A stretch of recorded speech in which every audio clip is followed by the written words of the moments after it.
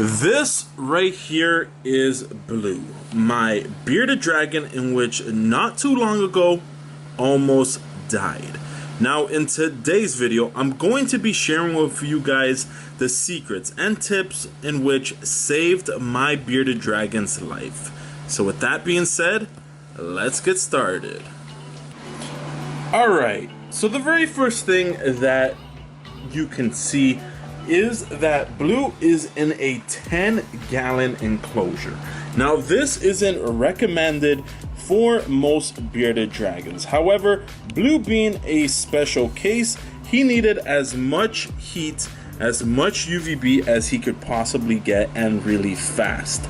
Now I had him in a 40-gallon enclosure in which was way too big for him. As you can see, he is pretty small. He's probably the size of my hand. So to have him in such a big enclosure, all he would do is hide in the corner. And even though the temperatures in my reptile room are sitting about 80, he just wasn't receiving enough heat for his body to metabolize and to digest the food. Now with that being said, allowing him to have a smaller enclosure really does allow you to concentrate on temperatures. Now, like I said, this isn't recommended for most reptiles, but if you do run into some complications with temperatures, downsizing your enclosure or increasing the heat with using more light bulbs is highly recommended. In this case, adding more light bulbs to the already existing enclosure just wasn't doing it enough. So I decided to downgrade. I decided to get something smaller,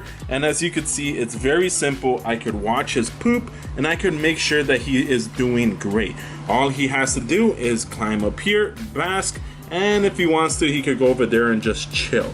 So this resulted of Blue feeling a little bit more secure and receiving the proper temperatures and UVB automatically without him being able to escape into a corner and stay away from the basking area. Now another thing that I did was use this Repashy Beardy Buffet, but they also make a Repashy grub pie mixture, in which is a powder form that you just add warm water and you mix it up, and it becomes this gel-like food that your bearded dragon could enjoy and eat.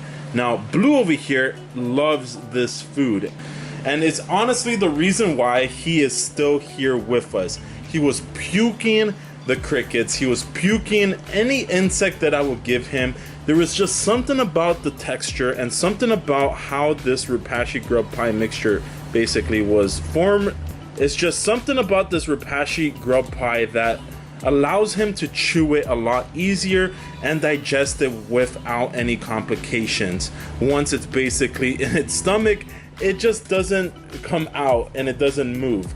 Where I found giving him live creatures like crickets and superworms honestly was doing him a disservice. So that was another thing that I took into account immediately, and I started to give him Repashy superfoods, which honestly saved my bearded dragon's life. So another thing that I did was supply him with some multivitamin. Now of course, with the medication as well as giving him a specific type of diet, I wanted to make sure he was hitting every single mark when it came to his nutrition. Now since he was a picky eater and did not want to eat any of his veggies and was super selective of what he was eating, I definitely wanted to make sure that he was getting all of his vitamins. So what I have here in this pipette is some of his multivitamin that I would give him at least twice a week, if not just once a week. So come on buddy, you know the drill.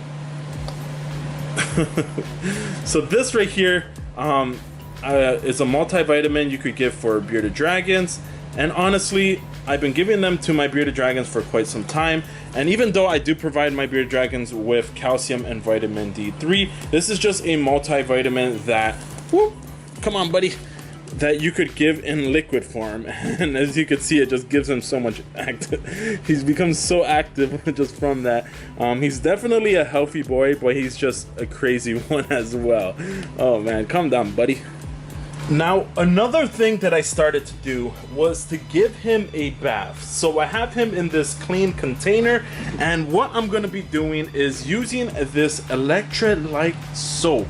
Now, I did a whole entire review on this, and all you have to do is get a scoop, add it to about a gallon of water, which this is not a gallon of water, but you just want to add a little bit, give it a good mix, a good stir.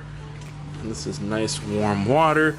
And you basically just want to go in there and just add the water. Now, this is going to get your bearded dragon to basically drink it, because they're like, ooh, like some water. So they might actually end up drinking it.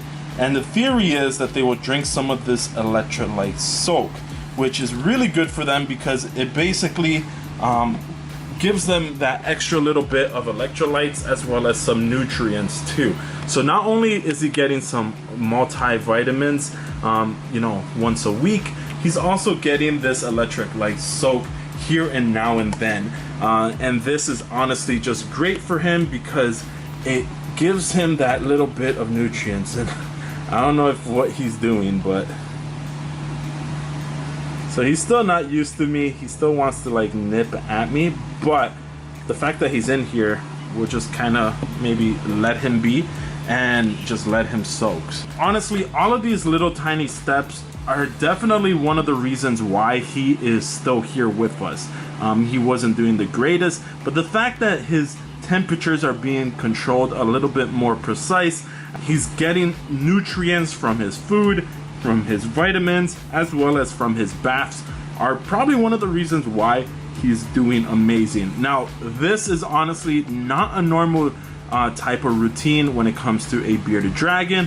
However, you do have to make those small adjustments when you're dealing with a bearded dragon that is ill. You have to put more effort and more work into the care of the animal. And honestly, it's probably, like I said, the reason why he's still here with us is because day in and day out, I was putting in effort each and every single day to make sure he was getting just a little bit more. And here we have it, a healthy bearded dragon on his way to be a big boy, aren't you? He's like, don't talk on me like that. Now, there's honestly so many different things that I did to make this bearded dragon thrive for this long, and honestly, I do have a lot of high hope that he's going to make it. Even though he's still a little bit grumpy, you could definitely see that he's holding himself upright, that he has some thickness to him, and that he is high alert, and he could see everything about my hand, even though he like wants to take a bite out of it. But he's honestly doing amazing. He's not regurgitating his food anymore. He doesn't have those foggy, sleepy kind of eyes. So all of those steps that I did definitely did help out. Of course, giving him the medication that was prescribed to him did help as well. Now, the last thing that I basically did, and like I said, there was so many different things, and I'm probably gonna maybe do another video talking more in depth about his medication, and I'll include the stuff that I basically did that the vet told me and prescribed me to do.